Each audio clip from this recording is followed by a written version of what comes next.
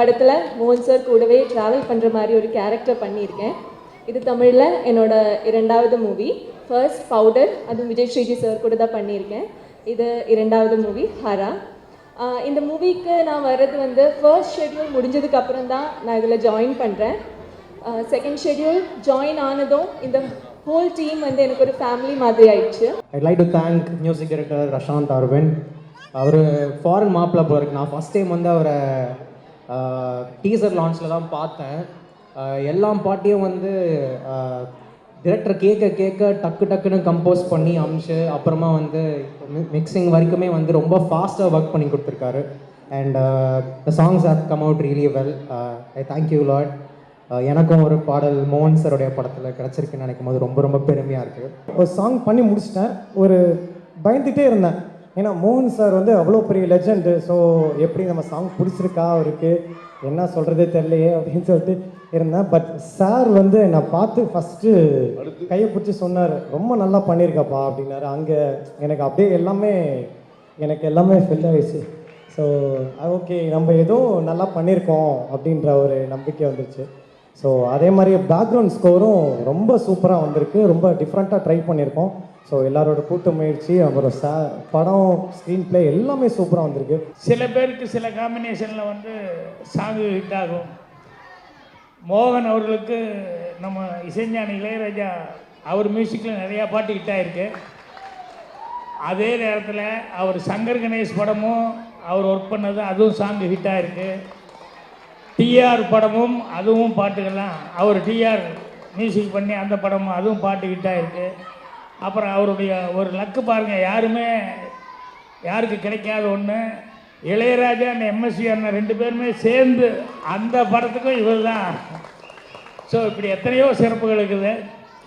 அப்புறம் அவர்கிட்ட என்னென்னா, ஒரு நடிகனா பாட்டுக்கு நடிக்கிறதுங்கிறது எல்லோரும் செய்யக்கூடிய ஒன்று தான். ஆனால் மோகன் நடிக்கும்போது தான் அவரே பாடினார் அப்படிங்கிற மாதிரி இருக்கும்.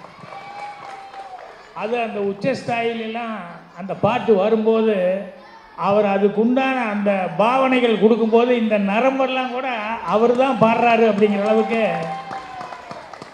ஸோ இது எல்லாருனாலையும் முடியக்கூடிய சமாச்சாரம் இல்லை. அந்த இசை ஞானம் இருந்தால் தான் அந்த மாதிரி இந்த இடத்துக்கு இப்படி மேலே போகுது அப்படின்னு இதுக்கு இப்படி பர்ஃபார்மன்ஸ் பண்ணால் தான் நல்லாயிருக்கும் அப்படின்னு சொல்லி பண்ண முடியும். என்னுடைய மிகப்பெரிய கனவு, நான் 2 வருஷம் மோகன் சாரை பார்த்து கதை சொல்லி அவர் இந்த படத்துக்குள்ளே வந்தார். அதுக்கப்புறம் அதை கொண்டு வரணும் போது நான் கேள்விப்பட்டிருக்கேன், மோகன் சாரோட பல வெற்றிகளுக்கு காரணம் அவருடைய நடிப்பு. அவருடைய அந்த நடிப்பை வெளியே கொண்டு வரணுன்ற ஆசை இருந்தது. இந்த ஹரா படம் வந்து ஏன் படத்தில் நான் நடிக்கலைன்பாங்க. பட் என்னோட பழகினவருக்கு அத்தனை பேருக்கும் தெரியும், பிடிச்சிருந்தால் மட்டும்தான் நடிப்பேங்கிறது. இந்த திரைக்கதையை விஜய் ஸ்ரீ அவர்கள் நல்லா அமைச்சு 7வது டிராஃப்டில் இது ஓகே பண்ணி இந்த கதையை ஆரம்பித்தோம். அப்போது கொரோனா டைமுக்கு அப்புறம் பார்த்திங்கன்னா அவருக்கு ஒருத்தர் ப்ராமிஸ் பண்ண ப்ரொடியூசர் கடைசி நேரத்தில் பாவம் பண்ண முடியாமல் போயிடுச்சு.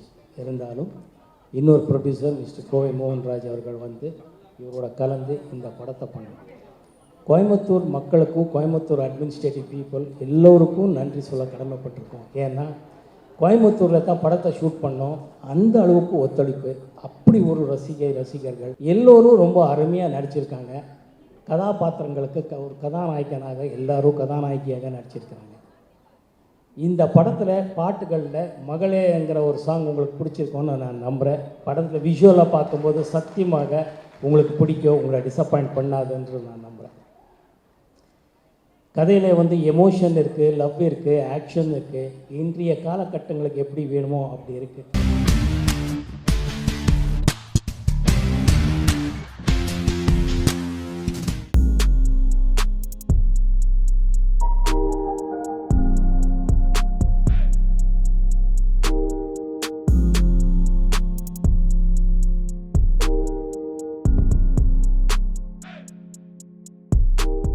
தவறான பாதையில் கண்மூடித்தனமாக செலவிருக்கும் இளைஞர்களுக்கான படம் இல்லை, இது ஒரு பாடம். அண்ணன் ரஞ்சித் அவர்களின் ஒவ்வொரு வசனமும் செதுக்கல்கள், சிந்தனையை தூண்டுபவைகள். அவருடைய திரை அனுபவத்தை பார்க்கும்போது நான் மிகச் சிறியவன் என்றாலும் மிகுந்த தன்மையுடனும் செல்லமாகவும் என்னிடம் வேலை வாங்கினார். கவுண்டம்பாளையம் இது வந்து ஆக்சுவலி எமோஷன். இது எனக்கு என்னன்னா ஒரு சாதாரண ஒரு டான்ஸராக இருந்தேன். நான் ஒரு கொரியோகிராஃபரான அந்த கொரியோகிராஃபரை வந்து நான் இன்னொரு நாயகனாக்கின ஒரு இது வந்து ரஞ்சித் சார். ரொம்ப ரொம்ப ரொம்ப நன்றி சார். பிகாஸ் இங்கே இவ்வளோ லெஜெண்ட்ஸ் இருக்காங்க, இவங்க முன்னாடி நிற்கிறதே வந்து ரொம்ப பெரிய விஷயமா நினைக்கிறேன் நான். ரஞ்சித் சார் எனக்கு என் மேலே அந்த கான்ஃபிடன்ஸ் விட அவருக்கு தான் அதிகமாக இருந்தது. ஸோ என்னை முழுக்க ட்ரஸ்ட் பண்ணி எனக்கு இந்த ஆப்பர்ச்சுனிட்டி கொடுத்துருக்காரு. So thank you so much sir. Next producers Subramaniam sir and SBS sir ரொம்ப சப்போர்ட்டிவ், சீரியஸாக சொல்லணும்னா. ஸோ தேங்க்யூ ஸோ மச். நடிக்கும்போது கொஞ்சம் சிரமப்பட்டு தான் நடித்தேன். டப்பிங் பேசும்போது ரொம்ப சிரமப்பட்டேன். ஆனாலும் வேற ஒரு இயக்குனராக இருந்தால் கோவப்பட்டிருப்பாங்க. படம் ஷூட்டிங் ஆரம்பிச்சிருந்து கடைசி வரைக்கும் ஒரு இடத்துல கூட அண்ணன் ஒரு சின்ன டென்ஷனோ கோவமோ எதுவுமே பட்டதில்லை. அது சுகுமார் சார் சொன்ன மாதிரி அந்த தங்கம் சாமி அப்படிங்கிறது 2 வார்த்தையை தவிர்த்து அவர் வாயில் வேறொரு கோபமான வார்த்தைகளே வராது. அந்த மாதிரி ஒரு பாசத்திற்கு சொந்தக்காரராங்க. அப்படி அந்த படத்தோட ட்ரெய்லர் பார்க்கும்போது ரொம்ப பிரமாதமாக இருக்கிறது.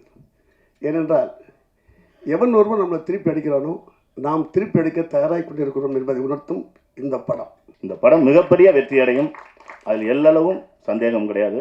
ஏன்னா அவர் ரஞ்சித் அவருடைய திறமை முழுக்க எனக்கு தெரியும், நிச்சயமாக தெரியும். அவர் தமிழ் சினிமாவில் தவிர்க்க முடியாத ஒரு நடிகர் அண்ட் இயக்குனராக வருவார். கொங்கு நாட்டில் நடந்த ஒரு சம்பவத்தை மையமாக வச்சு பண்ணியிருக்கார் நண்பர். இது இனிமேல் வந்து அது வெற்றி பெறலாம் கிடையாது. இப்போ படம் நீங்கள் ஃபஸ்ட்டு ஷோ வந்து தேட்டரில் வந்தாவே அது ஆட்டோமேட்டிக்காக ஓப்பன் ஆகிடும். அந்த ஃபஸ்ட்டு அந்த அப்பா சாங் சென்டிமெண்ட் ரொம்ப அது ஒரு சினிமா பாட்டு மாதிரி இல்லை. அதில் என்ன அதில் புதுமைனா ரொம்ப ஒரு அழுத்தம் கொடுத்து இல்லாமல் சாதாரணமாக ஒரு வில்லேஜில் ஒரு பாட்டு மாதிரி தெரிஞ்சு தவிர ஒரு திரைப்பட பாடலுக்கான இலக்கணத்தை மீறி அழகாக ஒரு பாசத்தின் பதிவு. இசையமைப்பாளருக்கு வாழ்த்துக்கள்.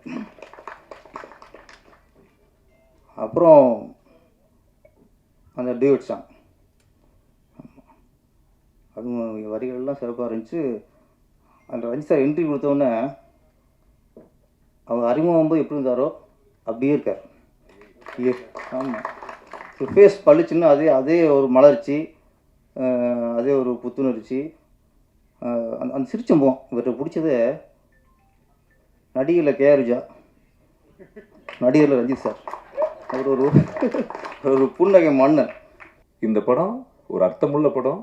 ஒரு பெற்றவங்களுக்கு ஒரு பிள்ளையை பெற்றவங்களுடைய கஷ்டம் அது நான் நேரில் நிறைய பஞ்சாயத்துக்கு போயிருக்கேன், நிறைய நிகழ்ச்சி நான் தொடர்ந்து சமூக பணியில் இருந்துகிட்டே இருக்கிறேன், எங்கேயோ ஒரு இடத்துல இருந்துகிட்டே இருக்கிறேன், தினமும் பார்த்துக்கிட்டே இருக்கிறேன், எத்தனையோ காவல் நிலையம் போயிருக்கிறேன். ஆனால் நம்ம வாழ்க்கையில் நடக்கக்கூடாதது ஒன்று. சாதாரணமாக நம்ம பொண்டாட்டி நம்ம வெளியே போகிறோம், என்னங்க சாப்பிட்டீங்களா, கவுண்டம்பாளையம் ஆடியோ ரிலீஸு, என்னங்க மணி 2 ஆச்சு, பசிக்குங்களா, மாத்திரை போட்டுக்குங்க சுகரு, ஏங்க மணி 10 ஆச்சு, நைட்டில் எங்கேங்க சீக்கிரம் வீட்டுக்கு வாங்க. இந்த அக்கறை உணர்ச்சிக்கு நம்ம குடும்ப உறுப்பினர் எப்பவுமே இருப்பாங்க. இதுவே எப்படின்னா தான் சாமியாக நினைக்க கூட ஒரு பெண்ணை பெற்ற ஒரு தகப்பன் பெற்றவங்க தான் குழந்தை மேலே எவ்வளோ அக்கறை வச்சு வளர்த்திருப்பாங்க அந்த பிள்ளைகளை. உலகமே அவங்க தான், வாழ்க்கையே அவங்க தான். அப்படிப்பட்ட ஒரு பெண் பிள்ளைக்கு நடக்கக்கூடாத கதையை தான் நான் இந்த படத்தில் கவுண்டமணிக்கு எடுத்திருக்கேன். இது ஒரு நாடக காதலுக்கு எதிரான படம், ஒரு முற்றுப்புள்ளி வைக்கணுன்ற ஒரு முக்கியமான ஒரு திரைப்படமாக இந்த படம் மக்கள் எல்லாரும் தியேட்டருக்கு வந்து பார்ப்பாங்கன்னு மாபெரும் நம்பிக்கையில் எடுக்கப்பட்ட படம் இந்த கவுண்டம்பாளையம்.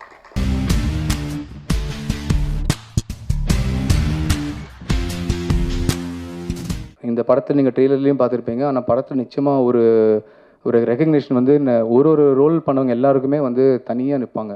அது எனக்கு ஃபஸ்ட்டு பார்த்தோன்னா நான் விஜய் கூப்பிட்டு தான் சொன்னேன், டேரக்டரை கூப்பிட்டு சொன்னேன். எல்லாருக்கும் ஒரு நல்ல ஒரு ரோல் ஸ்கிரிப்ட்லேயே இருந்துச்சு. எல்லோரும் ரொம்ப நல்லா பண்ணியிருக்காங்க. பாவல் எக்ஸ்ட்ராடனரி ஒர்க், ரொம்ப ரொம்ப பிக் ஃபேன் ஆகிட்டேன் நான். திலீபன் அஃப்கோர்ஸ் எல்லாருக்கும் தெரியும்.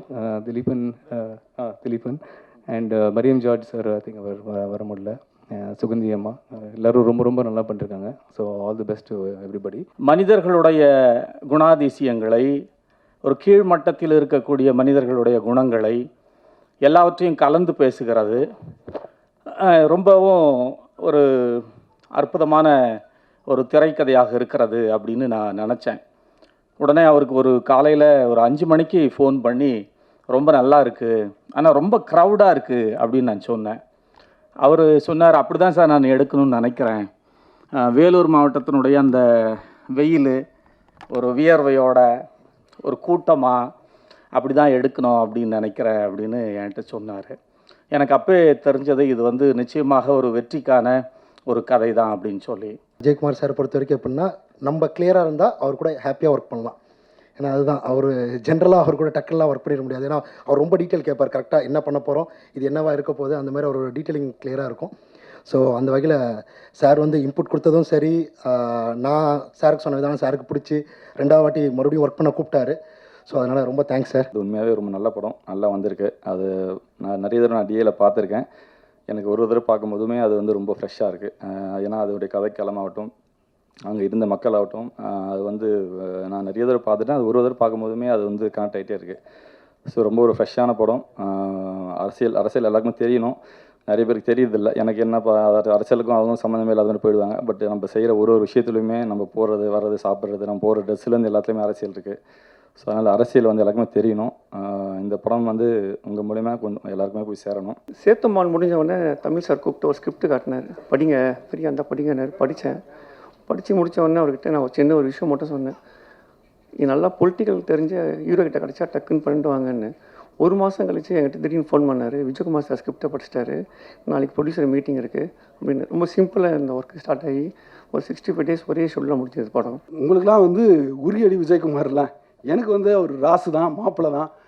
கடைசி நாள் ஷூட்டு முடியுது, எங்களுக்கு முடிஞ்சு அவர் கண்லேயும் கண் கலங்கியிருக்காரு, என் கண்லேயும் கண் கலங்கியிருக்கு.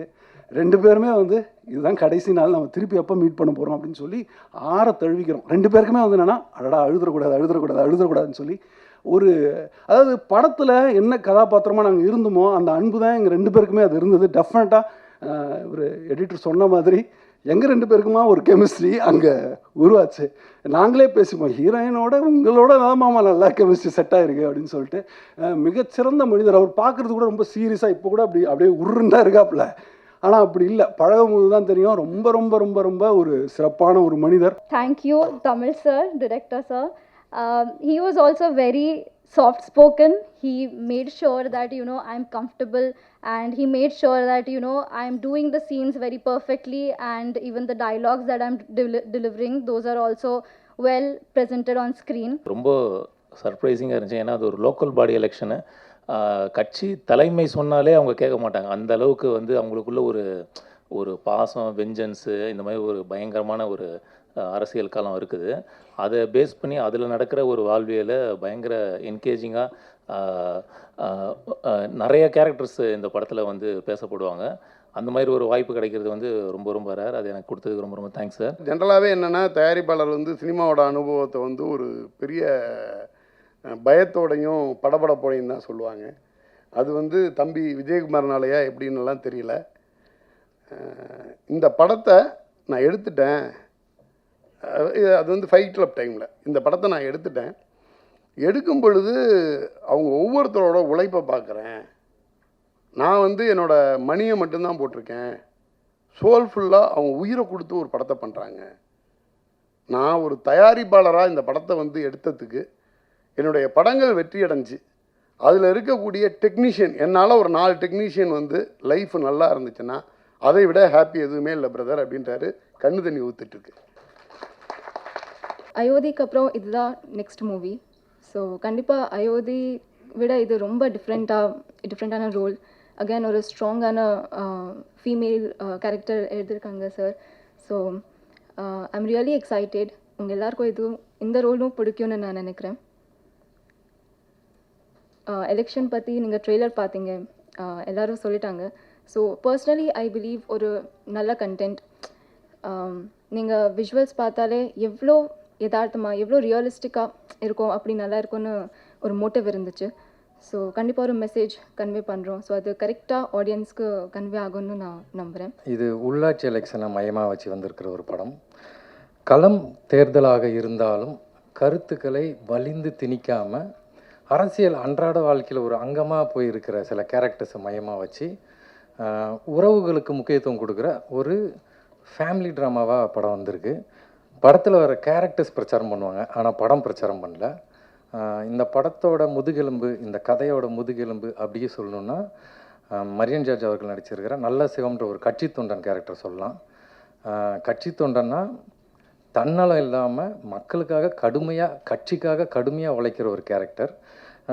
நம்மள அநேகம் பேர் அப்படி ஒரு கேரக்டர் நம்ம குடும்பத்திலேயே பார்த்துருப்போம். நம்ம அப்பா, சித்தப்பா, பெரியப்பா, மாமா யாராவது ஒருத்தர் அப்படி இருந்திருப்பாங்க. இந்த கதையை பண்ணணுன்னா கண்டிப்பாக அது ஒரு புரிதல் உள்ள ஒருத்தரால் மட்டுமே முடியும்.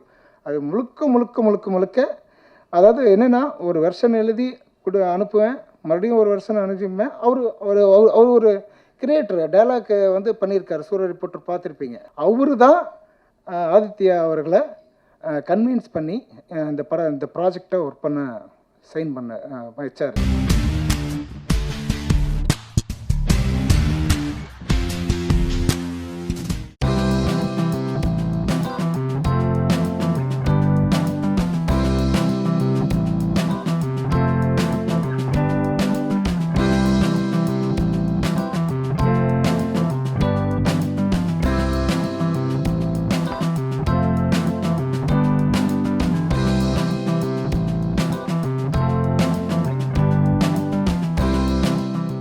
இந்த ஆப்பர்ச்சுனிட்டி கொடுத்த செல்வராஜ் சார், சிவா சார் ரொம்ப நன்றி. இங்கே நான் முக்கியமாக தேங்க்ஸ் சொல்லணுன்னா என்னோடய மியூசிஷியன் ஃப்ரெண்ட்ஸ், எனக்கு இந்த மூவி பண்ணுறதுக்கு ஹெல்ப்ஃபுல்லாக இருந்த ஃப்ரெண்ட்ஸ். ஃபஸ்ட்டு இந்த ஒரே ஒரு சாங் தான் அந்த படத்தில், அதுக்கு லிரிக்ஸ் கொடுத்தவங்க உமாதேவி சூப்பராக பண்ணியிருக்காங்க. அண்டு மீனாட்சி இளையராஜா சூப்பராக பாடியிருக்காங்க. இந்த கதை ராபர்ட் பிரசான் ஒரு டைரக்டர் சொல்லியிருப்பார், பேசும் மௌனத்தின் மொழி. பேசும் மௌனத்தின் மொழி. மௌனத்தின் மூலமாக அந்த மொழியை எப்படி உங்களை அது கவர் பண்ணுன்றது நீங்கள் படம் பார்த்தா உங்களுக்கு தெரியும். தஞ்சை பிரகாஷும் ஒரு ரைட்டர் சொல்லியிருப்பார், ஒரு சிறந்த படைப்பு என்பது பேச்சற்ற மௌனத்தை உண்டாக்க வேண்டும். ஒரு சிறந்த படைப்பு என்பது பேச்சற்ற மௌனத்தை உண்டாக்க வேண்டும். அந்த பேச்சற்ற மௌனம் இந்த படத்தை முடிச்சுட்டு நீங்கள் வெளியே வரும்போது உங்களை எல்லாருமே ஆட்கொள்ளும்.